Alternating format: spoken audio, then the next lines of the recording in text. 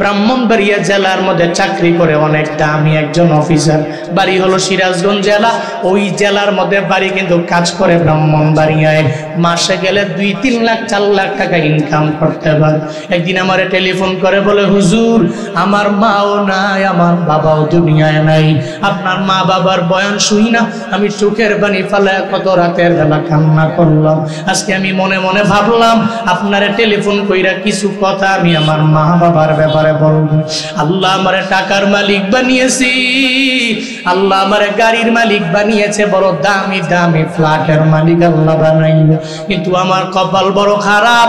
আমি বাড়িতে যাওয়ার পরে আমার মায়ের আদর আমি পাই না, আমি বাড়িতে যাওয়ার পরে আমার বাবার আদর বিন্দু মাত্র পরিমাণ আমি পাই না। ওই যুবক আমারে বলতে লাগলো, আমি বললাম কি কাহিনী জানাও। আমারে বলতে লাগলো, হুজুর আমি ছোটবেলায় যখন আমার বাবারে হারায় ফেললাম, 6 বছর বয়সে আমার বাবা আমারে দুনিয়া থেকে বিদায় দিয়ে চইলা গেল। আমার মা আমার জন্য এত পরিমাণে আশেকা, আমার মা আমার জন্য এত পরিমাণে পাগল। 6 বছর বয়সে আমার বাবা যখন দুনিয়া থেকে বিদায় নেয়, আমার মায় মনে মনে ভাবে অন্য একটা স্বামীর ঘরের মধ্যে গেলে আমি আরামে থাকতে পারবো, শান্তিতে থাকতে পারবো, আমার জীবনটা বড্ড সুন্দর হয়ে যাবে। কিন্তু মায় মনে মনে ভাবে সন্তানের তো জীবন শেষ হয়ে যাবে, তার মাও থাকবে না, বাবাও থাকবে না। আমার মায় অন্যের বাড়ি কাজ করে করে কষ্ট কইরা কইরা আমার স্কুলের মধ্যে পড়াইলো, আমারে কলেজে পড়াইলো, আমারে ভার্সিটির মধ্যে আমার মায় আমারে পড়াইলো। হঠাৎ করে একদিন আমি ভার্সিটিতে যখন পড়তে লাগলাম, আমি বাড়ির দিকে রওনা হয়ে গেলাম। আমি নিয়ত করলাম আমি বাড়িতে যাওয়ার পরে আমার মায়ের সাথে মোলাকাত হয়ে যাব।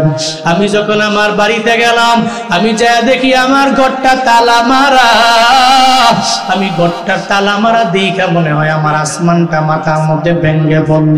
আমার মায়ে তো এই ঘর ছাড়িয়া অন্য কোনো বাড়ির মধ্যে যায় না, অন্য কোনো ঘরেও যায় না।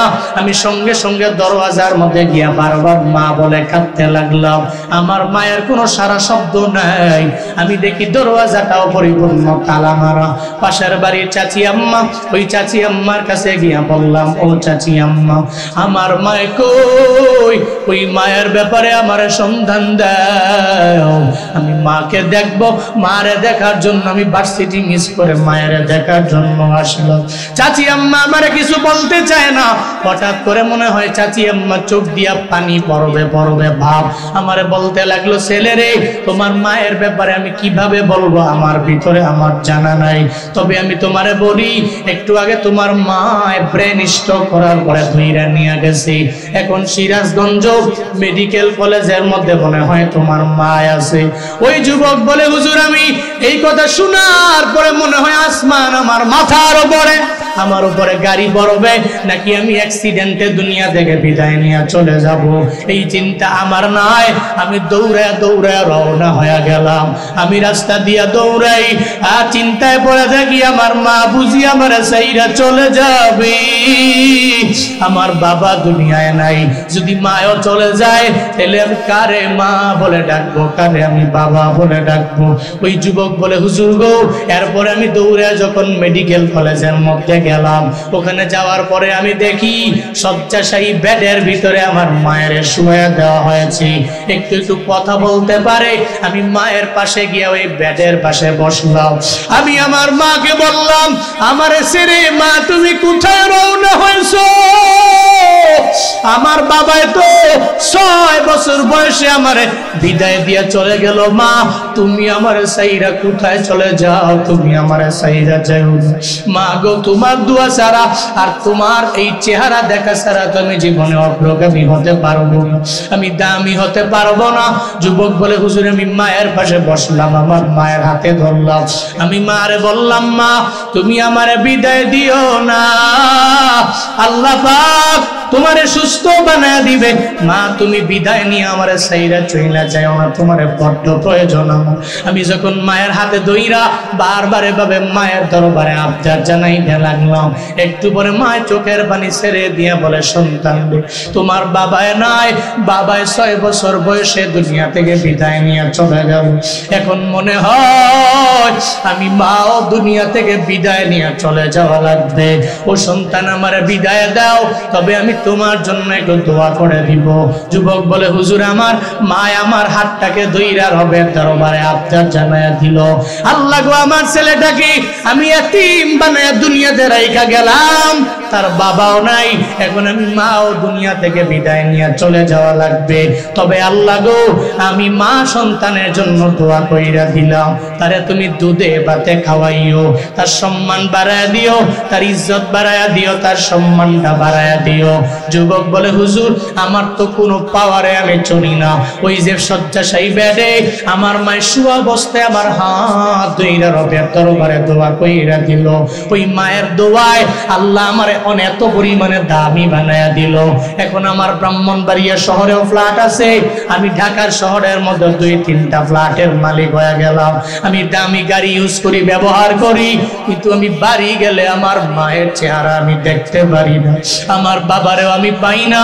আমি চাইলেই তো এখন আমার মায়ের দামি দামি ফল কিনা খাওয়াইতে পারি, কিন্তু আমার কপাল বড় খারাপ, আমার মা তো আমারে বিদায় দিয়ে চলে গেছে।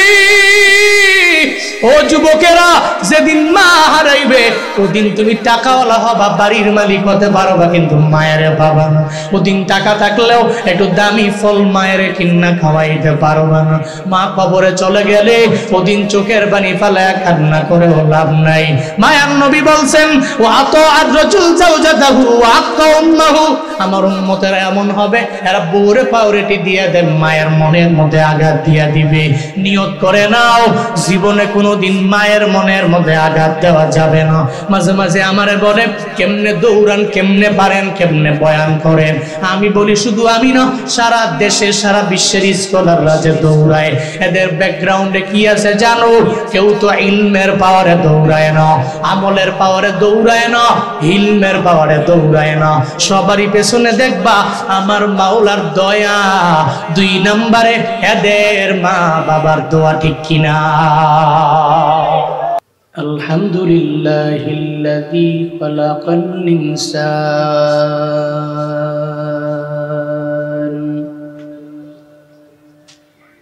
ওয়া কাররামা ওয়া আল্লামাহু মিনাল বায়ানি মা লাম ইয়ালাম। فسبحان الذي لا يحصى امتنانه باللسان ولا بالقلم. ونشهد أن لا إله إلا الله وحده لا شريك له لا ضد له ولا ند له ولا مثل له. ونشهد أن سيدنا وسندنا وحبيب ربنا وطبيبنا وطبيب قلوبنا ومولانا محمدا عبده ورسوله صلى الله تعالى عليه وعلى آله وأصحابه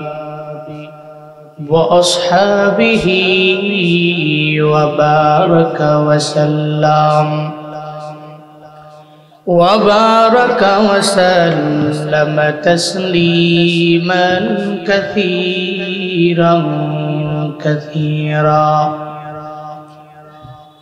أرسله بالحق بشيرا ونذيرا وداعيا إلى الله بإذنه وسراجا منيرا اللهم صل على محمد النبي الأمي وعلى آله وسلم تسليما وبعد فأعوذ بالله من الشيطان الرجيم بسم الله الرحمن الرحيم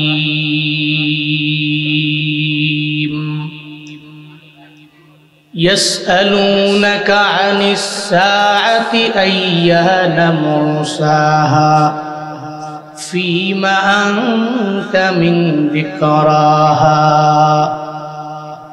إلى ربك منتهاها وقال النبي صلى الله عليه وآله وسلم إذا فعلت أمتي 15 خصلة حل بها البلاء فقيل وما هن يا رسول الله قال إذا كان المغنم دولا والأمانة مغنما والزكاة مغرما وأطاع الرجل زوجته وعق أمه وبر صديقه وجاف أباه وارتفعت الأصوات في المساجد وكان زعيم القوم أردلهم وأكرم الرجل مخافة شره وشربت الخمور ولبس الحرير واتخذت القينات والمعازف ولعن آخر هذه الأمة أولها فليرتقبوا عند ذلك ريحا حمراء أو خسفا ومسخا صدق الله مولانا العظيم وصدق رسوله النبي الكريم ونحن على ذلك لمن الشاهدين والشاكرين والذاكرين والحمد لله رب العالمين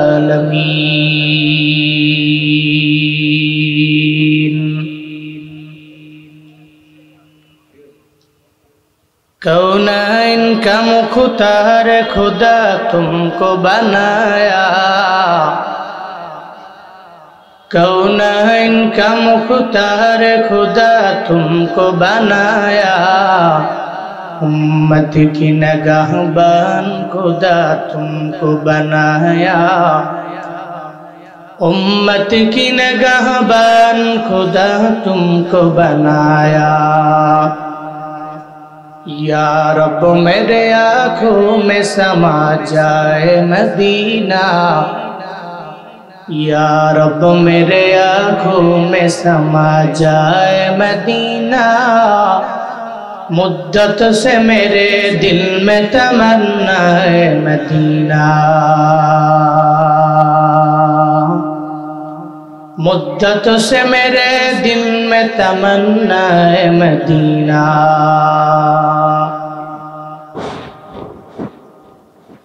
ঐতিহ্যবাহী আল ইখওয়ান ইসলামী যুব সংঘ চুনারুঘাটের ঘাটের উদ্যোগে আয়োজিত নবম বার্ষিক তাফসীরুল কোরআন মাহফিলের আজ 22 ডিসেম্বর 2024 মুতাবাররক এই মজলিসের সম্মানিত সভাপতি সহ সভাপতি প্রধান অতিথি, প্রধান আলোচক, বিশেষ আলোচক, প্রধান আকর্ষণ, প্রধান বক্তা, অনেকেই আজকের এই মাহফিলের আলোচক, যারা দেশে উল্লেখযোগ্য মুবাল্লিগ, পুরো দেশ এবং ইন্টারন্যাশনাল লেভেলেও যাদের পরিচিতি রয়েছে, এই সমস্ত ইলম, হিলম, আমল হার লাইনে অগ্রগামী আলোচক আজকের এই মাহফিলে কথা বলেছেন, বলবেন। কিছু দিনই আলোচনা আসরের নামাজের পর, আপনাদের ব্যস্ততম সময়, আসরের পরে মানুষ ঘোরাঘুরি করে, ইয়াংরা খেলাধুলা করে, মানে প্রত্যেকেই তার নিজের কাজে মশগুল থাকে। কিন্তু আপনারা নিজের কাজগুলোকে প্রায়োরিটি না দিয়ে কিছু দিনই আলোচনা বাস্তব জীবনে আমল করার লক্ষ্যে শোনার জন্য বসে আছেন। শুরুতেই আমরা মহান মনিব রব্বে কারীমের শুকর আদায় করি। সকলে চিল্লায় একবার করে সমস্বরে পড়ছি আলহামদুলিল্লাহ। আমার সাথে বলুন, রব্বানা লাকাল হামদ হামদান কাসীরান তাইয়িবান মুবারাকান ফি ইয়া রাব্বি লাকাল হামদু কামা ইয়ানবাগি লিজালালি ওয়াজহিকা ওয়া আযীমি সুলতানিকা লাকাল হামদু বিল কুরআন লাকাল হামদু বিল ইসলাম লাকাল হামদু বিল ঈমান। এই যে একটা জুমলা পড়লাম, একটা বাক্য পড়লাম, প্রশংসা করলাম কার? আরো জোরে বলতে হবে কার? রবের প্রশংসায় লাভ না লস? লাভ কয় বছর? 5 বছর, 10 বছর? দুনিয়ার মানুষের গুণকীর্তন করলে ধরলাম 5 বছর লাভ, আর না হয় আর একটু বাড়ায়া ধরলাম 10 বছর। এরপরে সর্বোচ্চ লেভেলের জুলুম কইরা, মাইরা, পিটায়া, জেলে ঢুকায়া ধরলাম আরো 6 বছর। দুনিয়ার মানুষের গুণকীর্তন করলে লাভ 16 বছরের। এরপরে কোনো লাভও নাই, যার গুণগান গাইলাম ভেও নাই, কাউরি মনে হয় আর ল্যাম্প দিয়ে, হারিকেন দিয়ে খুঁজে পাওয়া যায় না। কিন্তু রবের গুণকীর্তন করে যদি রবকে বন্ধু বানানো যায়, পৃথিবীর সমস্ত মানুষগুলো ছেড়ে গেলেও আপনার রব আপনাকে ছেড়ে যেতে পারে। যেটা নবীজিকে আল্লাহ পাক এনশিওর করেছেন যে ব্যাপারে, সূরাতুল দোহা, মা ওয়াদ্দাআকা রাব্বুক ওয়া মা ক্বালা। পৃথিবীর সমস্ত মানুষেরা বলুক যে আপনার রব আপনাকে ছেড়ে গেছে। নবী যেটা কসম করলাম, আপনাকে বললাম, মা ওয়াদ্দাআকা রাব্বুকা ওয়া মা ক্বালা, আপনার রব জীবনে কোনোদিন তাদের বলার কথায় আপনাকে ছেড়ে যেতে পারে। এইজন্য নবীর উম্মতেরও চিন্তা নাই। নবীর উম্মতেরাও যদি রবকে বন্ধু বানায়, রবের ক্লোজ বান্দা যদি হতে পারে, তাহলে নবীর উম্মতেরও কোনো চিন্তা। কারণ বন্ধুকে, জোরে বলতে হবে, বন্ধুকে। এই জন্য আমরা আল্লাহর প্রশংসা করব, রবের গুণকীর্তন করব, রবকে বন্ধু বানাবো। আল্লাহ আমাদের সবাইকে তৌফিক দান করেন, সকলেই পড়ি আমিন। আপনারা দিনে তো রাতের বয়ানের মজা একরকম, দিনের বয়ানে কইরাও মজা একরকম, শুইনা মজা আর একরকম। রাতের সাথে দিনের কোনোভাবেই আপনি মিল করতে পারবেন না। যেরকম বক্তাও মিল করতে পারে না, শ্রোতারাও শুইনা রাতের মতো সেই ফিল পায় না, অবশ্যই পায় না। কারণ কোলাহল যুক্ত পরিবেশ, আপনার ডানে বামে পেছনে সামনে অনেক সাউন্ড। এই জন্য সব মিলিয়ে একটু জোরে আওয়াজ দিলে আমার কাছে ভালো লাগবে। আপনারা দুপুরে খাইছেন তো নাকি? খাইছেন তো নাকি? শক্তি কি আছে না দৌড় দিছে? শক্তি আছে? গতকাল রাতে মাহফিল করছেন না শুনছেন? করেনও নাই, শুনেনও নাই। এজন্য শক্তি আপনাদের বেশি, অনেক বেশি। সকলে একটু চিল্লায়া পড়ি সুবহানাল্লাহ। আরো জোরে একবার করে পড়ি আলহামদুলিল্লাহ। আর জোরে চিল্লায় একবার আল্লাহু আকবার। কি গুনাহ হইল নাকি? কষ্ট পাইছেন নাকি? আমি সূরাতুন নাজিআতের 42, 43, 44 এই তিনটি আয়াতে কারিমা তিলাওয়াত করেছি খুতবায়। তিরমিজি শরীফের 2210 নম্বর হাদিসটি পড়েছি। আল্লাহ তৌফিক দিলে মাগরিব প্রতিবন্ধকতা, মাগরিব পড়তে হবে, আজান হবে এবং নির্ধারিত টাইমে আজান অবশ্যই দিতে হবে, নির্দিষ্ট টাইমে অবশ্যই নামাজ পড়তে হবে। বিধায় যতক্ষণ সামনের সময় আছে কিছু দিনই আলোচনা আমরা মুযাকারা করি। আল্লাহ আমাকে আপনাদের সবাইকে তৌফিক দান করেন। পৃথিবীতে থাকা যাবে না, এদিনটা শেষ এমন নয়। এদিন তো ছোট, এটা ফানিয়া, আর আখিরাত তো বাকিয়া। দুনিয়াটা হলো ধ্বংসের, এটা ধ্বংস হয়ে যাবে, কিন্তু আখিরাত এটা ধ্বংস নাই, এটা বাকিয়া, এটা বাকি থাকবে। এখানে কেউ যদি জান্নাতে যায় তো খালিদিনা ফিহা, অনন্তকাল থাকবে। জাহান্নামে গেলেও অনন্তকাল থাকবে, নির্দিষ্ট কোনো সময় নাই। এজন্য কিয়ামত, হাসর, মিজানের দাঁড়িপাল্লা, পৌঁছেরা, জান্নাত জাহান্নাম, এ বিষয়ে আমাদের ঈমান আছে বলেই তো আমরা ঈমান। কিন্তু এই বিষয়ে তো হিন্দুরা মানে না, খ্রিস্টানরা মানে না, ইহুদিরা মানে না। এরা কিয়ামত, দুনিয়ার পরে যে কিয়ামত একটা আছে, এ ব্যাপারে এরা মানে না। এই কারণেই এরা তো মুসলিমও নয়, এরা মুমিনও নয়, এরা ঈমানদার নয়। মায়ান নবী রাহমাতুল লিল আলামিন দাওয়াত দিতে লাগলেন, এই আবু জাহাল, উতবা, শায়বা, ওয়ালিদ ইবনে মুগিরা, এই তিন দিন না আরো দিন আছে, এই দিন নিয়ে যাবে তোমাকে সেই দিনের কাছে। মায়ান নবী দাওয়াত দিতে লাগলেন, হাসরের ময়দান একদিন কায়েম হবে, রবের বিচারের কাঠগড়ায় তোমার আমার সবার দাঁড়ানো লাগবে। এ ব্যাপারে নবী যখন বয়ান করতেছেন, একটা পর্যায়ে নবীর উপরে আল্লাহ পাক সূরাতুল কারিয়া নাজিল করলেন। নবী পড়তে লাগলেন, আল কারিয়াতু মাল কারিয়াতু ওয়া মা আদরাকা মাল কারিয়া ইয়াউমা ইয়াকুনুন নাসু কাল ফারাশিল মাবসুস। মায়ান নবী বলতে লাগলেন, এই মক্কার বড় বড় কাফিরেরা, মনে করতেছো দুনিয়া শেষ হয়ে যাবে, রবের বিচারের কাঠগড়ায় তোমার আমার সবার দাঁড়ানো লাগবে না, এই চিন্তা নিয়ে আগে যাও।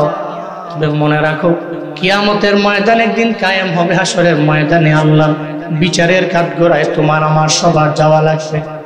নবী যখন বলতে লাগলেন, ইদা জুলজিলাতিল আরদু জিলজালাহা ওয়া আখরাজাতিল আরদু আতকালাহা ওয়া ক্বালাল ইনসানু মা লাহা। সূরা জিলজালের বয়ান। পৃথিবী যখন কম্পনে প্রকম্পিত হয়ে যাবে, পুরো পৃথিবী, জমিন তার নিচ থেকে যত ভারী বোঝাগুলো আছে সব এক এক করে বের করে দিবে। এমন একটা হালাতে ওয়াকালাল ইনসানু মা লাহা, মানুষগুলো বলবে জমিনের এমন কি হয়ে গেল, জমিন কেন তার বোঝাগুলো বের করে দেয়। এই ব্যাপারে নবী বয়ান করে। ওদিকে আবু জাহাল যখন কিয়ামতের ব্যাপারে নবী বলে, তুচ্ছ তাচ্ছিল্য করে কথাগুলো উড়াইয়া দেয়। উতবাকে বললে এরা তুচ্ছ তাচ্ছিল্য করে উড়াইয়া দেয়, শায়বাকে বললে এরা তুচ্ছ তাচ্ছিল্য করে উড়াইয়া দেয়।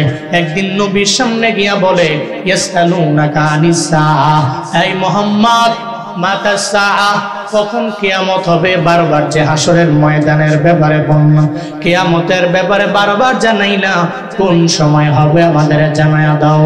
আল্লাহ পাক বলেন, ও জিবরাইল, আমার নবীর দরবারে যাও, সব লোকেরা জিজ্ঞেস করবে, পয়গম্বর কোন সময় কিয়ামত হবে, এই ব্যাপারে নবীকে জিজ্ঞেস করা হবে। এই জিবরাইল, আমার নবীরে গিয়া জানায়া দাও, ইয়াসআলুনাকা আনিস সাআতি আইয়ানা মুরসাহা ফীমা আনতা মিন যিকরাহা ইলা রাব্বিকা মুনতাহাহা। ও জিবরাইল আমার নবীর কাছে যাও। মানুষ জিজ্ঞাসা করবে কোন সময় কিয়ামত হবে, ইয়া না মুরসাহা। মুরসাহা এর মানে হলো কোন সময় নোংর ফালানো হবে। যেমন নৌকা, একটা নৌকা নদী দিয়া যায়, নোংর কোন জায়গায় ফালানো হবে ওই ব্যাপারে মাঝি জানে। মাঝি যেই জায়গায় নোংর ফালাবে ওই জায়গায় নৌকা অটোমেটিক বন্ধ হয়ে যাবে। কাফেররা যায় বলে মুহাম্মদ তোমার এই দুনিয়ার রব তো তুমি বলো তোমার আল্লাহ, কোন সময় এই কিয়ামত হবে দুনিয়াটা বন্ধ হয়ে যাবে, স্টপ হয়ে যাবে, এ ব্যাপারে তোমার জানা থাকলে তুমি আমাদের জানায়া দাও।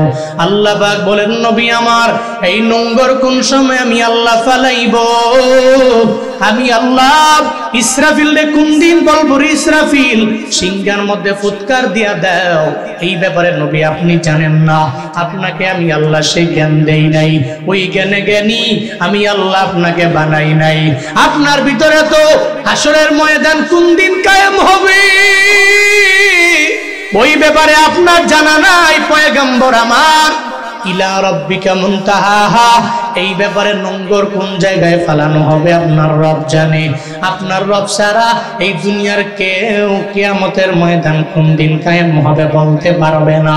ও আল্লাহর বান্দারা, কিন্তু মাঝে মাঝে দেখবেন ইউটিউবের মধ্যে শায়েক নিজের দাবি কইরা দেখবেন রুমাল টুমাল লাগায়া ইউটিউবে এইসব মানুষরা বলে 30 সালে কিয়ামত হবে, 35 সালে কিয়ামত হবে, 40 সালে কিয়ামত হয়ে যাবে, 50 সালে কিয়ামত হবে।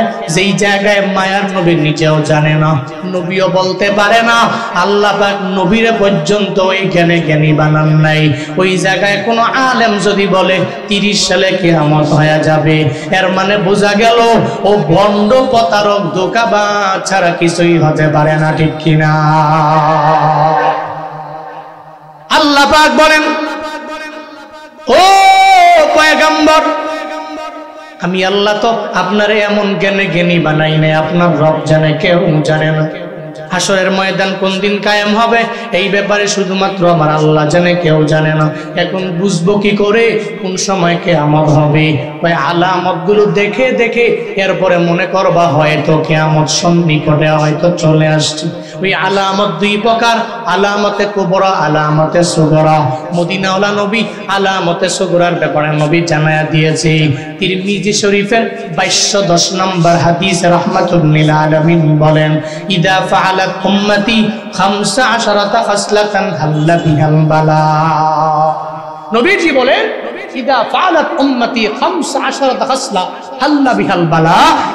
এই সাহাবীরা, যখন দেখবা আমার উম্মতের ভিতরে এই 15টা খাসলত চলে আসছে, হাল্লা বিহাল বালা, এদের উপরে বিপদ পতিত হবে, এরা মুসিবতে পড়বে, বড় বড় বিপদে পড়বে। সাহাবায়ে কেরাম বলে ফাকিলা ওয়ামা হুন্না ইয়া রাসূলুল্লাহ, সেই 15টা আলামত কি এই ব্যাপারে আমাদের জানা নাই, নবী আপনি বলেন না। মায়ান নবী বলেন ইজা কানাল মাগনামু দুআলা, গনিমতের মাল নিজের মাল মনে করবে, মালটা গনিমতের কিছু ব্যক্তিগত মাল মনে করবে। আমানাতু দুআলা, এরপরে এরা এমন হয়ে যাবে আমানাতু মাগনামা, আমানতের টাকাগুলো নিজের মাল মনে করবে, গনিমতের মাল নিজের মাল, আমানতের মাল মনে করবে নিজের মাল। এমন একটা হালত হয়ে যাবে, টেন্ডারবাজি সমাজের মধ্যে এত পরিমাণে বেড়ে যাবে। আমানতের টাকা তো তার টাকা না, অন্যজনের টাকা, কিন্তু আমানত রাখার পরে খায়েন হয়ে যাবে, খেয়ানতকারী হয়ে যাবে। একটা সময় তো এমন ছিল 1 কোটি টাকা বাজেট হয়ে গেল, টেন্ডারবাজি কইরা 20 লাখ টাকার কাম করে, বাকি 80 লাখ নিজের অ্যাকাউন্টে ঢোকায়, ঠিক কিনা? 1 কোটি বাজেট, 20 লাখ 10 লাখের কাম কইরা সব ভাগ বটোয়ারা বন্টন কইরা নিজের ব্যক্তিগত অ্যাকাউন্টের ভিতরে ঢোকায়। এটা একটা সময় ছিল। ইজা কানাল মাগনামু দুআলা ওয়াল আমানাতু মাগনাম, এর আমানতের টাকাগুলো অন্যের মাল মনে করতো নিজের মাল। যদি নিজের মাল মনে না করতো তাহলে এক একজন তো 100 কোটি, 1000 কোটি, 2000 কোটি, 10,000 কোটি, 15,000 কোটি, 20,000 কোটি বেগম পাড়ায় বাড়ি বানাতে পারে না, চিল্লা কও ঠিক কিনা? এরা মনে করলো জনগণের মাল তো এটা নয়, এটা আমার মাল, আমার ব্যক্তিগত মাল, নবীজি বলছেন আমার উম্মতের ভিতরে যখন 15টা খাসলত দেখবা তখন বালা আসবে, মুসিবত আসবে, বড় বড় বিপদের মধ্যে এরা পড়বে। এর মধ্যে 1 নাম্বারই গনিমতের মাল নিজের মাল মনে করবে, আমানতের টাকাগুলো মনে করবে এটা অন্যের, এটা আমার। কিন্তু মদিনাওয়ালা নবীর উম্মত যারা, এরা জীবনেও কোনোদিন আমানতের টাকাকে নিজের ব্যক্তিগত সম্পদ মনে করে না। একমাত্র আবু জাহালের অনুসারীরাই আমানতের টাকাগুলো নিজের ব্যক্তিগত সম্পদ মনে করতে পারে। কারণ নবী তো আল আমিন। নবী কি? আল আমিন। নবী তো আমানতদার। আর আবু জাহেলরা ছিল আল খায়েন, এরা ছিল খেয়ানতকারী। এদের কাছে টাকা রাখলে মায়েরা দিত, কিন্তু নবীজির কাছে রাখলে নবী মেরে ফেলবে। বরং নবী তো আল আমিন। মক্কায় 40 বছর নবুয়তের আগেই কোন মুসলিম নয়, কাফেররা, ইহুদিরা নবীর আচরণ দেখা, নবীর আমানতদারিতা দেখেই তো নবীকে বললেন যে মুহাম্মদ আল আমিন। কিন্তু আবু জাহাল তো আল আমিন নয়। আল্লাহ আমাদের সবাইকে আল আমিন হওয়ার তৌফিক দান করেন। জোরে পড়েন আমিন। খায়েন থেকে, খেয়ানতকারী ব্যক্তিদের থেকে আল্লাহ আমাদের সবাইকে রক্ষা করেন, হেফাজত করেন। পড়েন আমিন। 3 নাম্বার নবীজি বলছেন যাকাতু মাগরামা। যাকাত দিবে মনে করবে যেটা জরিমানা। কি মনে করবে? জরিমানা। জরিমানা মনে করে যাকাত দিবে। রমজান আসলে 1 লাখ টাকা যাকাত 20,000 টাকা দিয়েই বাকি 80,000 একটা বুঝ দিয়া দেয়। মনে হয় যে দুনিয়ার কোনো ব্যক্তিরে বুঝ দিল। বিষয়টা তো এমন নয়, বুঝ তো দিল আল্লাহরে। আল্লাহ কি বুঝে না এই সম্পত্তি কে দিয়েছেন? কথা বলো না কেন? সম্পদ দেওয়ার মালিক কে? আবার এগুলো সিনে নিয়ে যেতে পারে কে? রমজান আসলে আপনার যাকাত আসলো 1.5 লাখ, 2 লাখ, 5 লাখ, 4 লাখ, আপনি 50,000, 20,000, 30,000 টাকা খালি বুঝ টুস দিয়া কোন রকম বললেন যে নেও। বুঝটা দিলেন কারে? ইমামেরে, খতিবেরে, ধোঁকা দিলেন গরিবেরে? না, আপনি নিজেই তো ধোঁকার মধ্যে পড়ে আছেন। কারণ যাকাত তো আপনার উপরে ফরজ, এটা তো ফরজ বিধান। আপনি যে মুসলমান, এটা আপনার পরিচয় যে মুসলমান কোনোদিন জীবনে কোনোদিন যাকাতকে জরিমানা মনে করতে পারে না। ও মনে করে সম্পদ আল্লাহ দিয়েছেন, আল্লাহর দেওয়া সম্পদ থেকে আমি 1 বছর পরে পরে আল্লাহ যা দিয়েছেন আমি শতকরা 2.5 টাকা আমি আল্লাহকে হস্তে, আল্লাহ রাস্তায় যারা যাকাত প্রাপ্য এদেরকে আমি দিয়ে দেব। এটা মুসলমানের কাজ, এটা মুসলমানের কন্টিনিউ ওয়ার্ক। তুমি রমজান এলে রাখো না রোজা, দিনকে করো আঘাত, পয়সা করির নেই তো অভাব, দাও না তো যাকাত। তুমি ইমানদারির বড়াই করো, নেই তোমার ইমান, ইমানদারির বড়াই করো, নেই তোমার ইমান। তুমি কেমন মুসলমান, তুমি কেমন মুসলমান, কেমন মুসলমান, তুমি কেমন মুসলমান। তুমি সুদের টাকায় প্রাসাদে গড়ো, ঘুষও ছাড়ো না, দিন দুঃখী না খেয়ে মরে খবর রাখো না। তুমি ঘুষকে অবিচার করো সাজিয়া প্রধান, ঘুষকে অবিচার করো সাজিয়া প্রধান। তুমি কেমন মুসলমান, তুমি কেমন মুসলমান, কেমন মুসলমান, তুমি কেমন মুসলমান। তুমি নবীর উম্মত দাবি করো, সুন্নাহ মানো না, নবীর অপমানে তোমার হৃদয় কাঁদে না। ঠিক কি না? তুমি নবীর উম্মত দাবি করো, সুন্নাহ মানো না, নবীর অপমানে তোমার হৃদয় কাঁদে না। তুমি বিজাতীয় সংস্কৃতিতে সপেছো পরাণ, বিজাতীয় সংস্কৃতিতে সপেছো পরাণ। তুমি কেমন মুসলমান, তুমি কেমন মুসলমান, কেমন মুসলমান, তুমি কেমন মুসলমান। নামাজের সাথে নাই পরিচয়, মানো না কোরআন, নামাজের সাথে নাই পরিচয়, মানো না কোরআন। তুমি কেমন মুসলমান, তুমি কেমন মুসলমান, কেমন মুসলমান, তুমি কেমন মুসলমান। ঠিক কিনা? মুসলমানের পরিচয় তো রমজানের রোজা। মুসলমানের পরিচয় তো যাকাত, মুসলমানদের পরিচয় তো হজ, মুসলমানদের পরিচয় তো নবীর সুন্নতের উপরে আমল, মুসলমানদের পরিচয় কোরআন থেকে শিক্ষা নিয়ে কোরআন দ্বারা জিন্দেগি বাস্তবায়ন। এটা তো মুসলমানের পরিচয়, এটা মুসলমানের পরিচয়। এরপর নবীজি বলেন, ওয়া আতাআর রাজুলু যাওজাতাহু ওয়া আক্কা উম্মাহু, ব্যক্তিটা তার বউকে ফলো করবে বেশি, মায়ের অবাধ্য হবে অনেক। বউরে প্রায়োরিটি দিবে, মাকে প্রাধান্য কম দিবে। এই সমাজে এমন ব্যক্তি, এমন যুবক আছে না নাই? কথা বলে না কেন, আছে না নাই? বউরে এমন ভাবে প্রায়োরিটি দিয়ে দিবে মানে মায়ের প্রায়োরিটি দেয় না। ঢাকা থেকে চাকরি করে বাড়িতে আসার পরে বউ যখন গিয়া বলে তোমার মায়ে তো ভালো না, কি করছে বলো? আমার মায়ে, তোমার মায়ে তো আমারে প্রতিদিন প্রতি রাতের বেলা খালি পেরার মধ্যে রাখে, মায়ে ভালো না। আর গ্রামের বাড়িতে থাকতে পারবো না, আমারে শহরের মধ্যে বাড়ি কইরা নিয়ে যাও, এটা বাসা ভাড়া নেও, ওই বাসা ভাড়া কইরা আমারে নিয়ে যাও। বউয়ের কথা মায়ের কাছে গিয়া বলে না, ও মা গো, কেন আমার তোমার পুত্রবধূটা কেন তোমার ব্যাপারে এটা বলে?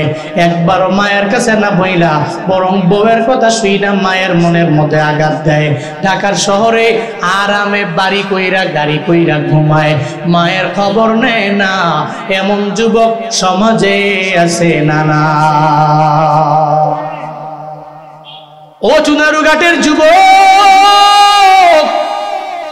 জীবনে উন্নতি করতে হলে মায়ের দোয়ার কোনো বিকল্প নাই। তুমি যদি মনে করো জীবনে উন্নতি সাধন করবা, তাহলে মায়ের দোয়ার কোনো বিকল্প নেই, তোমার বাবার দোয়ার কোনো বিকল্প নাই। দুনিয়াতে যারা দামি হয়ে গেল এরা মা বাবার দোয়ার মাধ্যমে হয়ে গেল। বড় বড় মনীষী দেখবা ব্যাকগ্রাউন্ডে মা বাবার দোয়ার মাধ্যমে হয়ে গেল। অনেক বড় টাকাওয়ালা এরা তো মা বাবার দোয়ার মাধ্যমে হয়ে গেল। কিন্তু যতই বারবার হুজুরে বয়ান করে মা বাবার বয়ান, এরপরেও মা বাবার সাথে কেন যেন গালি দিয়ে কথা বলে, একটু ধমক দিয়া কথা বলে। মনে রাখবা, যেদিন মা বাবা দুনিয়া থেকে বিদায় নিয়ে চলে যাবে, ওদিন তুমি চোখের পানি ফেলে কান্না করবা, আর মনে মনে ভাববা কেমন একটা বৃক্ষ হারাইলাম। এই বৃক্ষটাকে হারানোর পরে হারে হারে টের বাবারে বান্দা, যেই বৃক্ষ তোমারে ফলও দিতে পারে না, কিন্তু বৃক্ষ তো একটু ছায়া দিতে পারে, উপরে ফালাইও না। যেদিন মারা যাবে ওদিন ওই বৃক্ষের জন্য চোখের পানি ফেলায়া ফেলায়া কান্না করলেও লাভ নাই। এজন্য থাকতে বাবা দাম দিও, থাকতে মা বাবারে কদর করিও। বউয়ের কথা শুনবা, তবে মায়ের মনের মধ্যে আঘাত দিয়ে বউয়ের কথা শোনা যাবে না। যেদিন দুনিয়া থেকে বিদায় নেয় ওদিন দেখবা চোখের পানি ফেলায়া কেমনে কান্না করবা। এই যে বাড়িতে যাও, বাড়িতে যাওয়ার পরে যারা মায়েরে পায় না, বাবারে পায় না, মনে রাখবা দুনিয়ার সব আছে মানে মায়ে নাই। মনে হয় যেন আমার ঘরের মধ্যে আমার কিচ্ছু নাই। দুনিয়ার সমস্ত সম্পত্তি আছে কিন্তু বাবা নাই। দেখবেন মনে হয় গড়ের মধ্যে যাওয়ার পরে আমার কিচ্ছু নাই, আমি সব হারায়া ফেললাম। না রে বাবা, এজন্য থাকতে পরিপূর্ণ দাম দিও। আমি প্রায় জায়গায় গেলে বলি, এই ব্রাহ্মণবাড়িয়া জেলার মধ্যে চাকরি করে অনেক দামি একজন অফিসার, বাড়ি হলো সিরাজগঞ্জ জেলা, ওই জেলার মধ্যে বাড়ি কিন্তু কাজ করে ব্রাহ্মণবাড়িয়ায়।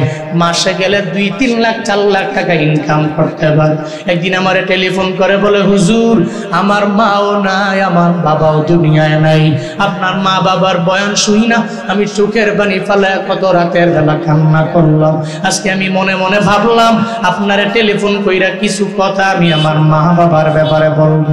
আল্লাহ আমারে টাকার মালিক বানিয়েছি, আল্লাহ আমারে গাড়ির মালিক বানিয়েছে, বড় দামি দামি ফ্ল্যাটের মালিক আল্লাহ বানাইল, কিন্তু আমার কপাল বড় খারাপ। আমি বাড়িতে যাওয়ার পরে আমার মায়ের আদর আমি পাই না, আমি বাড়িতে যাওয়ার পরে আমার বাবার আদর বিন্দু মাত্র পরিমাণ আমি পাই না। ওই যুবক আমারে বলতে লাগলো, আমি বললাম কি কাহিনী জানাও? আমারে বলতে লাগলো, হুজুর আমি ছোটবেলায় যখন আমার বাবারে হারায়া ফেললাম, 6 বছর বয়সে আমার বাবা আমারে দুনিয়া থেকে বিদায় দিয়ে চইলা গেল। আমার মা আমার জন্য এত পরিমাণে আশেকা, আমার মা আমার জন্য এত পরিমাণে পাগল, 6 বছর বয়সে আমার বাবাই যখন দুনিয়া থেকে বিদায় নেয়, আমার মায় মনে মনে ভাবে অন্য একটা স্বামীর ঘরের মধ্যে গেলে আমি আরামে থাকতে পারবো, শান্তিতে থাকতে পারবো, আমার জীবনটা বড্ড সুন্দর হয়ে যাবে। কিন্তু মায় মনে মনে ভাবে সন্তানের তো জীবন শেষ হয়ে যাবে, তার মাও থাকবে না, বাবাও থাকবে না। আমার মায় অন্যের বাড়ি কাজ করে করে কষ্ট কইরা কইরা আমার স্কুলের মধ্যে পড়াইলো, আমারে কলেজে পড়াইলো, আমারে ভার্সিটির মধ্যে আমার মায় আমারে পড়াইলো। হঠাৎ করে একদিন আমি ভার্সিটিতে যখন পড়তে লাগলাম, আমি বাড়ির দিকে রওনা হয়ে গেলাম। আমি নিয়ত করলাম আমি বাড়িতে যাওয়ার পরে আমার মায়ের সাথে মোলাকাত হয়ে যাব। আমি যখন আমার বাড়িতে গেলাম, আমি যা দেখি আমার ঘরটা তালা মারা। আমি ঘরটা তালা মারা দেখা মনে হয় আমার আসমানটা মাথার মধ্যে ভেঙে পড়ল।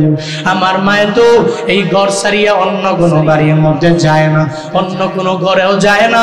আমি সঙ্গে সঙ্গে দরওয়াজার মধ্যে গিয়া বারবার মা বলে কাঁদতে লাগলাম। আমার মায়ের কোনো সারা শব্দ নাই। আমি দেখি দরওয়াজাটাও পরিপূর্ণ তালা মারা। পাশের বাড়ির চাচি আম্মা, ওই চাচি আম্মার কাছে গিয়া বললাম, ও চাচি আম্মা, আমার মায়ে কই? ওই মায়ের ব্যাপারে আমার সন্ধান দাও, আমি মাকে দেখবো। মারে দেখার জন্য আমি ভার্সিটি মিস করে মায়ের দেখার জন্য আসলাম। চাচি আম্মা আমারে কিছু বলতে চায় না। হঠাৎ করে মনে হয় চাচি আম্মা চোখ দিয়া পানি পড়বে পড়বে ভাব। আমারে বলতে লাগলো, ছেলে রে, তোমার মায়ের ব্যাপারে আমি কিভাবে বলবো, আমার ভিতরে আমার জানা নাই। তবে আমি তোমারে বলি, একটু আগে তোমার মা ব্রেন স্ট্রোক করার পরে ধুইরা নিয়ে গেছে। এখন সিরাজগঞ্জ মেডিকেল কলেজের মধ্যে মনে হয় তোমার মা আছে। ওই যুবক বলে, হুজুর, আমি এই কথা শোনার পরে মনে হয় আসমান আমার মাথার উপরে, আমার উপরে গাড়ি পড়বে, নাকি আমি অ্যাক্সিডেন্টে দুনিয়া থেকে বিদায় নিয়ে চলে যাব। এই চিন্তা আমার নাই। আমি দৌড়ায় দৌড়ায় রওনা হয়ে গেলাম। আমি রাস্তা দিয়া দৌড়াই আর চিন্তায় পড়ে থাকি, আমার মা বুঝি আমার সাইরা চলে যাবে। আমার বাবা দুনিয়ায় নাই। যদি মাও চলে যায়, তাহলে আমি কারে মা বলে ডাকবো, কারে আমি বাবা বলে ডাকবো? ওই যুবক বলে, হুজুর গো, এরপরে আমি দৌড়ে যখন মেডিকেল কলেজের মধ্যে গেলাম, ওখানে যাওয়ার পরে আমি দেখি শয্যাশায়ী বেডের ভিতরে আমার মায়ের শুয়ে দেওয়া হয়েছে। একটু একটু কথা বলতে পারে। আমি মায়ের পাশে গিয়ে ওই বেডের পাশে বসলাম। আমি আমার মাকে বললাম, আমার ছেড়ে মা তুমি কোথায় রওনা হয়েছো? আমার বাবাই তো 6 বছর বয়সে আমারে বিদায় দিয়ে চলে গেল। মা, তুমি আমার সাইরা কোথায় চলে যাও? তুমি আমার সাইরা যাও না।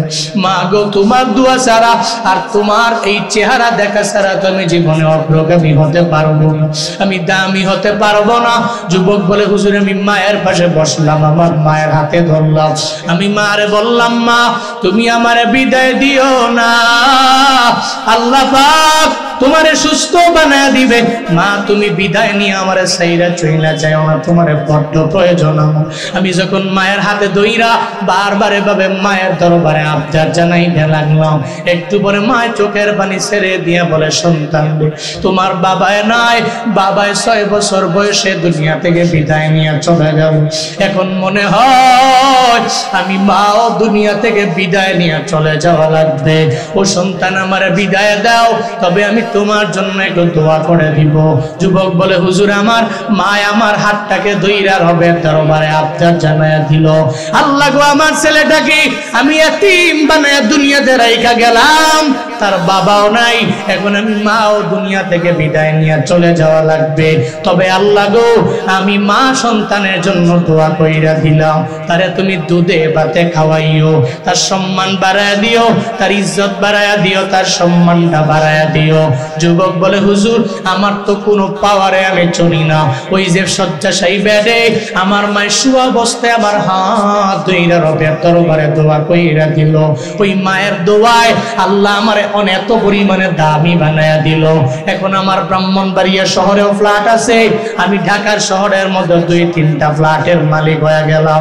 আমি দামি গাড়ি ইউজ করি, ব্যবহার করি, কিন্তু আমি বাড়ি গেলে আমার মায়ের চেহারা আমি দেখতে পারি না, আমার বাবারেও আমি পাই না। আমি চাইলেই তো এখন আমার মায়ের দামি দামি ফল কিনা খাওয়াইতে পারি, কিন্তু আমার কপাল বড় খারাপ, আমার মা তো আমার বিদায় দিয়ে চলে গেছে। ও যুবকেরা, যেদিন মা হারাইবে ওদিন তুমি টাকাওয়ালা হবা, বাড়ির মালিক হতে পারবা, কিন্তু মায়ের পাবা না। ওদিন টাকা থাকলেও একটু দামি ফল মায়ের কিনা খাওয়াইতে পারবা না। মা কবরে চলে গেলে ওদিন চোখের পানি ফালায়া কান্না করেও লাভ নাই। মায়ার নবী বলছেন, ওয়া তাআর রাজুল জাওজাতাহু ওয়া আক্কা উম্মাহু, আমার উম্মতেরা এমন হবে এরা বউরে প্রায়োরিটি দিয়ে দেয়, মায়ের মনের মধ্যে আঘাত দিয়ে দিবে। নিয়ত করে নাও জীবনে কোনোদিন মায়ের মনের মধ্যে আঘাত দেওয়া যাবে না। মাঝে মাঝে আমারে বলে কেমনে দৌড়ান, কেমনে পারেন, কেমনে বয়ান করেন। আমি বলি শুধু আমি না, সারা দেশে সারা বিশ্বের স্কলাররা যে দৌড়ায় এদের ব্যাকগ্রাউন্ডে কি আছে জানো?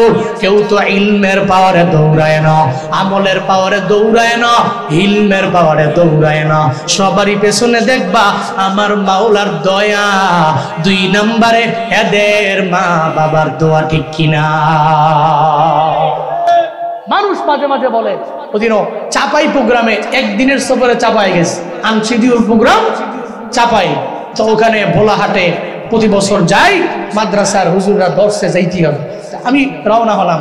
রাজশাহীতে বন্ধু বান্ধবরা আছেন, তো রাজশাহীর বন্ধু বান্ধবরা বলতেছে, বন্ধু আমরা তো মনে করছি তুমি চাপাই যেহেতু আসছো অন্তত পক্ষে 2-3 দিন তো থাকবাই, কারণ এত দূরে আইছো কেমনি সফর করে যাইবা? আমরা তো একদিন ঢাকায় গেলে 2 দিন ঘুমাই, 2 দিন ঘুমাই এরপরে ঢাকা থেকে আবার ফিরি, আমরা পারি না। তো আমি মনে করছি কি, আমরা মনে করছি তুমি আমাদের সময় টময় দিবা, রাজশাহী সিটি সুন্দর, একটু ঘুরবো। আমি কইলাম যে আজকে চাপাই, কালকে বয়ান তো মুন্সিগঞ্জে। বন্ধু কেমনে পারো? আমি কই আমার কোনো কামালিয়াত নাই, কোনো পুঁজি নাই, শক্তি নাই। তোমার চাইতে আমি বেশি খাই এমন না, তোমার সাথে আমি দামি, তোমার চাইতে দামি খাবার খাই এমনও না, আমি তোমার চাইতে আরো বেশি পাওয়ারফুল ম্যান এমন নয়। আমি আমার রবের দয়ায় দৌড়াই, আমার পিতা মাতার তাহাজ্জুদের নামাজের দোয়ার পাওয়ারে দৌড়াই। পৃথিবীর ইতিহাসে যারা কামিয়াব হয়ে গেছে মনে রাখবেন এদের ব্যাকগ্রাউন্ডে আমার রবের দয়া, 2 নম্বরে মা বাবার দোয়া। জীবনে কোনোদিন বউয়ের কথা শুই না মায়ের মনে আঘাত দেওয়া যাবে? যাবে যাবে যাবে। বউ বউর জায়গায় থাকবে, শাশুড়ি শাশুড়ির জায়গায় থাকবে, শ্বশুর শ্বশুরের জায়গায় থাকবে, আপনার শ্যালক শ্যালকের জায়গায়, আপনার মা আপনার মায়ের স্থানে, আপনার বাবা আপনার বাবার স্থানে। আল্লাহ পাক আপনাকে আকল নামক আদালত দিয়েছেন, আপনি বিবেক খাটাবেন, যাকে যেই স্থানে রাখার প্রত্যেককে তার স্বস্থানে রাখবেন। আল্লাহ তৌফিক দান করুন। জোরে পড়েন আমিন। এরপরে নবীজি বলছেন ওয়াবাররা সাদিকাহু ওয়া জাফা আবাহু, এরা এদের বন্ধু বান্ধবকে প্রায়োরিটি দিবে, প্রায়োরিটি দিতে যাইয়া এদের বাবারই ভুলে যাবে। বন্ধু বান্ধবকে প্রায়োরিটি দিবে, আব্বারে ভুলে যাবে। যেমন আছে না, বন্ধু বন্ধুরে কয় এই বন্ধু 1.5 লাখ টাকা লাগবে একটা বাইক কেনার জন্য, দিবানি? তুমি বন্ধু আমার দরবারে চাইলা 1.5 লাখ টাকা মাত্র, 2 লাখ চাইলেও তো বন্ধু বন্ধুরে দিয়া দিতে পারে। এই বন্ধু অ্যাকাউন্ট পাঠাও হোয়াটসঅ্যাপে, টাকা যা দেওয়া লাগবে সব টাকাগুলো দিয়ে দিতে পারো। বন্ধু বন্ধুর জন্য বড় আশেক হয়ে যায়, বন্ধু বন্ধুর জন্য বড় পাগল, বন্ধু বন্ধুর জন্য ঘোরার জন্য বড় পাগল হয়ে যায়। বন্ধু কয় বন্ধুরে একটু কক্সেস বাজারে ঘোরার জন্য যাইবানি? কয় লাভ ভাই, টাকা কত লাগবে? ভাই 5,000 লাগবে, কেউ অসুবিধা নাই। 10,000 লাগবে, কেউ অসুবিধা নাই। বন্ধু বান্ধবেরা ঘোরার জন্য বাইক নিয়ে তোমরা যায়। কপাল পুরা যুবক এমন হয়ে গেল, বাবায় ঘরের মধ্যে শয্যাশায়ী বেডের মধ্যে বাবায় সর্বাবস্থায় শুয়ে থাকে। মাস গেলে 2,000 টাকা 3,000 টাকা বাবার পেছনে ঔষধের খরচ লাগে। বন্ধু বান্ধবেরা নিয়ে ঘুরে, ছোট ভাই বড় ভাইয়ের ঠেলা মারে, বড় ভাই মেজো ভাইয়ের ঠেলা মারে। একটা পর্যায়ে এমন হয় বাবারও খবর নেয় না, ওই বাবার বিন্দু মাত্র পরিমাণ কদর না দিয়া বন্ধু বান্ধবের প্রায়োরিটি দেয়। 1 মাসে যে টাকা লাগবে ওই বাবার ওষুধের টাকাও দিতে পারে না। এমন নিমখারাম সন্তান আছে না? না আছে না নাই? বড় ভাই মেজো ভাই ঠেলা মারে, এই তুই দে। মেজো ভাই 3 নাম্বার ভাই ঠেলা মারে, তুই দে। একটা পর্যায়ে অসুস্থ অবস্থায় বাবা বিদায় নেয়, এই সমস্ত সন্তানেরা আবার বাবার মরণের 40 দিন পরে জিয়াফতের অনুষ্ঠান করে, লক্ষ লক্ষ টাকা খরচ করে বাবার জন্য দোয়া মাহফিল টাফিল বিভিন্ন কিছু করায়। মরণের আগে খবর নাই, মরণের পরে জিয়াফত আছে না নাই? আবার এসব কথা বললেই কয় কি ওহাবিরা খাইতেও পারে না, আমরা খাই খালি ফতুয়া মারে। কয় ওহাবিরা জিলাপি খাইতে পারে না ডায়াবেটিসের কারণে, আমরা খাই তাকে জল। আরে বাপ, এটা কোনো কথা হইল? বাবার কোনো খবর নেই না, মরণের আগে খবর নাই, মরণের পরে ওরে সুবহানাল্লাহ।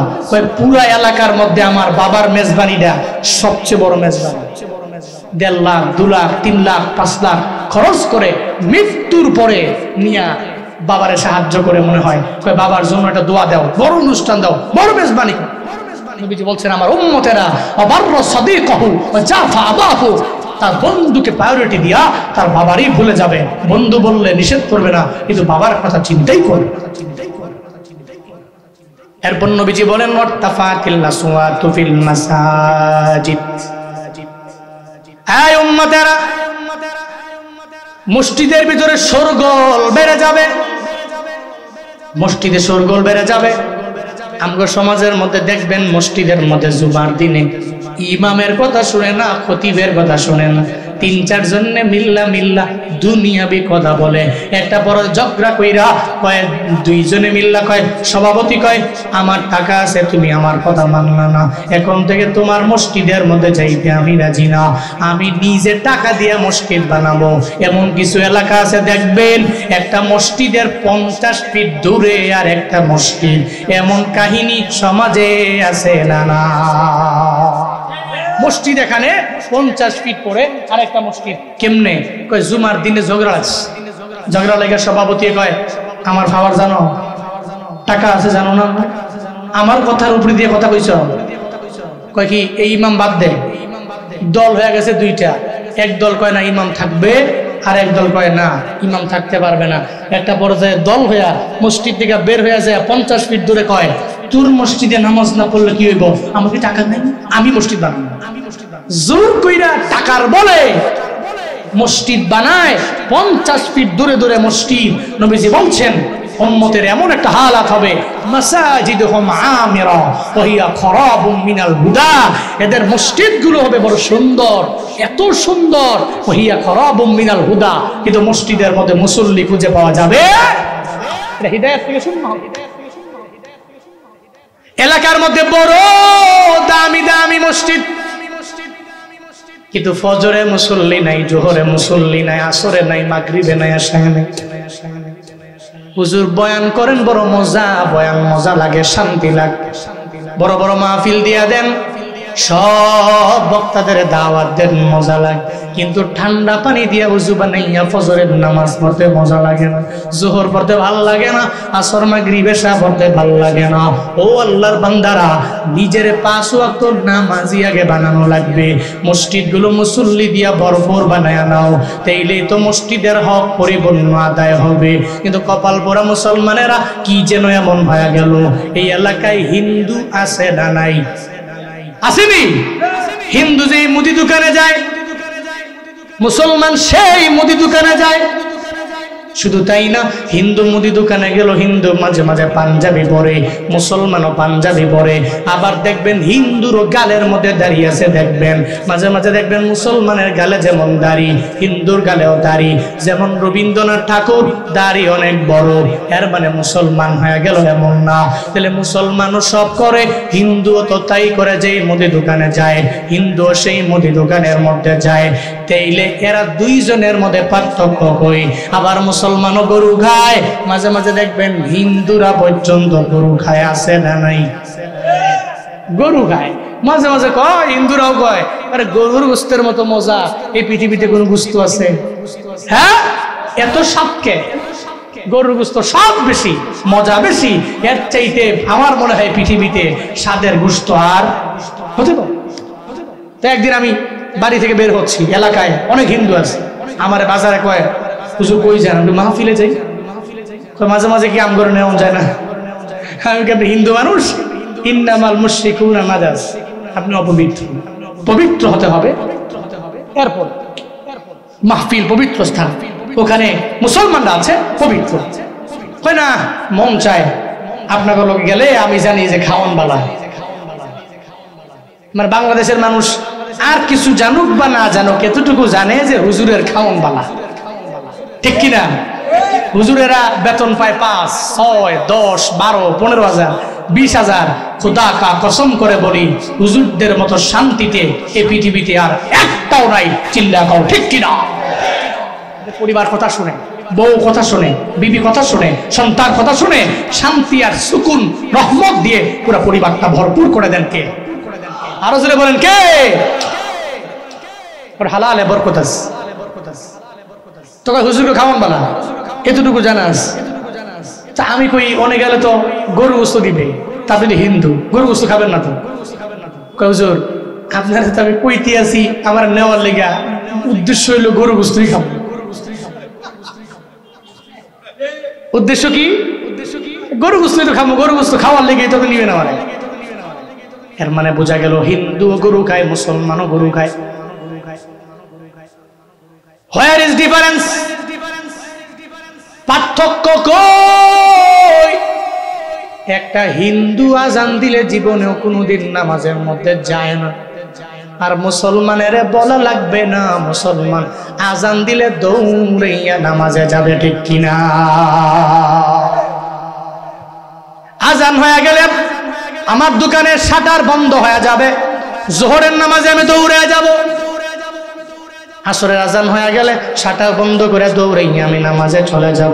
আমার দোকান বন্ধ, আমার কাজ কাম বন্ধ, আমার ব্যবসা বাণিজ্য বন্ধ হয়ে যাবে, আমি দৌড়াইয়া চলে যাব মসজিদের মধ্যে। এটাই তো মুসলমানের কাজ হতে পারে।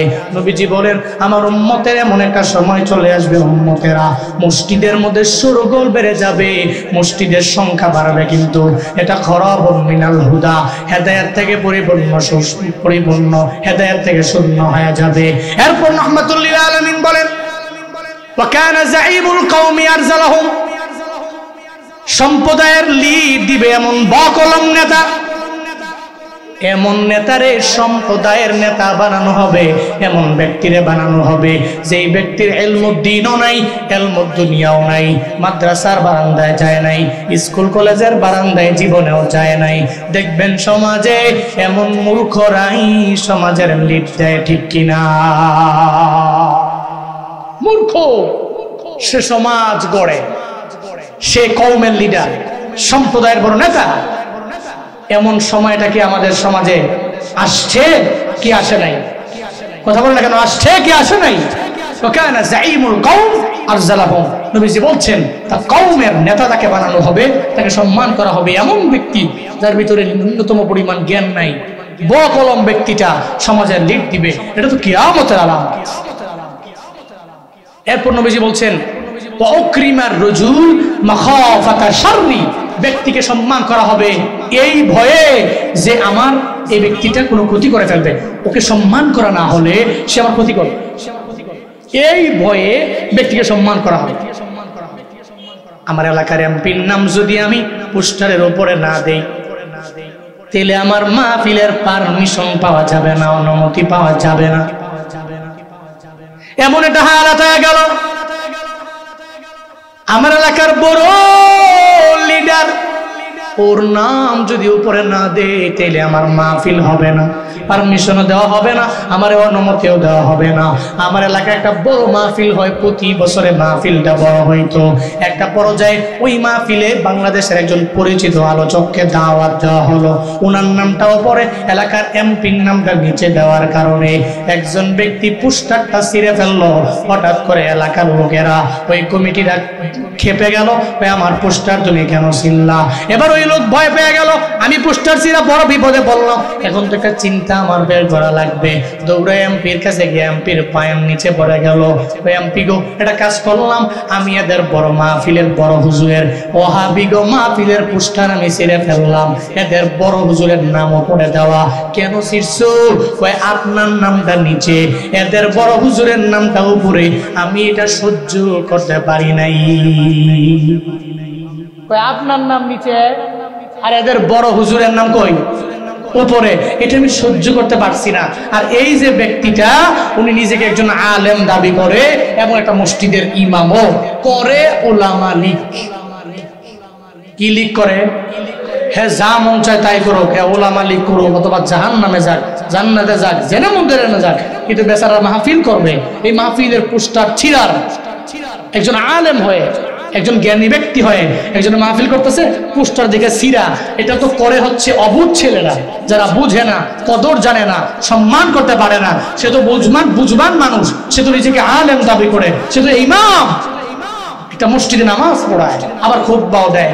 এই ব্যক্তি শিখছে, বিপদে তো পড়ে গেছে, মানুষে কি জব দিন, এমপির কাছে গিয়া মোটামুটি দামি কুমিল্লার মাতৃভান্ডার নিছে, দামি দামি মাছ কিনা এমপির কাছে গিয়া কয়, কামেরটা করে লাইছি, সিরিয়াল লাইছি। কেন শিখছ?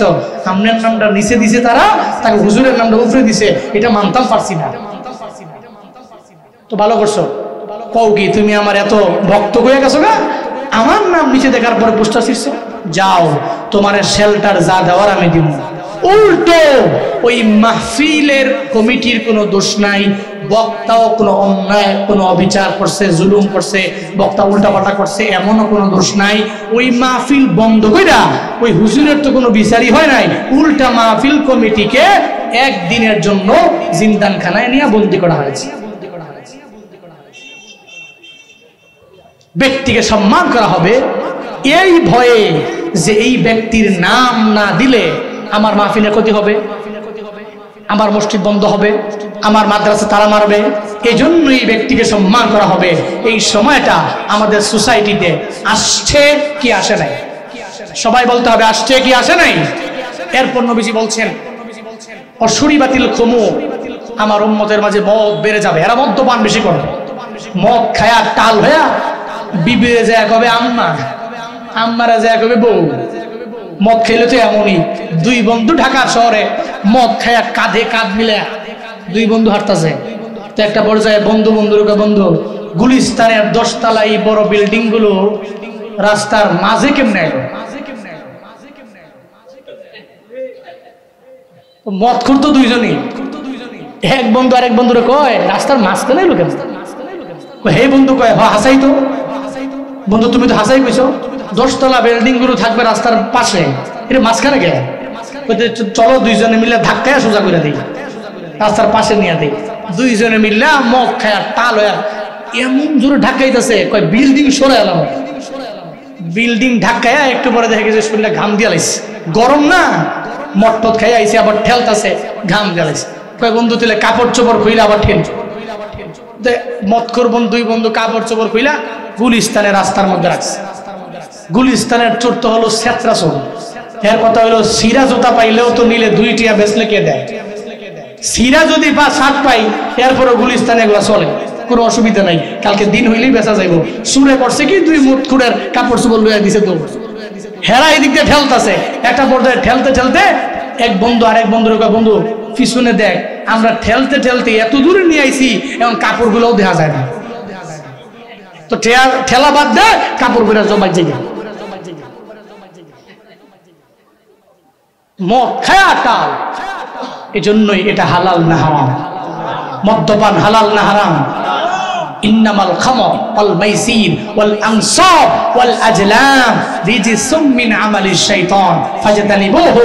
আল্লাহ পাক 4টি আয়াতের মাধ্যমে এই মদকে হারাম করেছেন। আল্লাহ বলছেন ইন্নামাল খামর, মদ, ওয়াল মাইসির জুয়া, ওয়াল আনসাব প্রতিমা, ওয়াল আজলাম লটারি, রিজসুম মিন আমালিশ শাইতান, এটা কোনো মুমিনের কাজ নয়, এটা শয়তানের কাজ। ফাজতানিবুহু, তোমরা এগুলা থেকে বিরত থাকো। এই আয়াতের মাধ্যমে আল্লাহ পাক মদকে হারাম করেছেন। এজন্য মদ্যপান কি যারা করি ধরে রাখবো না ছাড়বো? আল্লাহ তৌফিক দান করেন, সকলেই পড়ি আমিন। অলুবিসাল হারির, আজান দিচ্ছে, টাইম হয়ে গেছে। অলুবিসাল হারির, রেশমি কাপড় বেশি পড়বে, শেষ। অত্তকিজাতিল কয়নাতুল মাআজিব, বাদ্যযন্ত্র বেড়ে যাবে, গায়ক গায়িকা বেড়ে যাবে। ওয়ালানা আখিরু হাযিহিল উম্মতি আউওয়ালাহা, এরা পূর্ববর্তী লোকদেরকে বেশি গালিগালাজ করবে। ফালিয়াতাকিবু ইনদা যালিকা রিহান হামরা আও খাসফান মাসকা, তিনটা জিনিসের অপেক্ষা করো। এক নম্বরে অগ্নিবায়ু, মানে বাতাস বড় গরম হবে। দুই নম্বর ভূমিধস বাড়বে, চেহারা বিকৃত হয়ে যাবে। আল্লাহ আমাদের সবাইকে কিয়ামতের এই 15টা আলামত থেকে নিজেকে রক্ষা করার তৌফিক দান করেন। সকলেই পড়ি আমিন।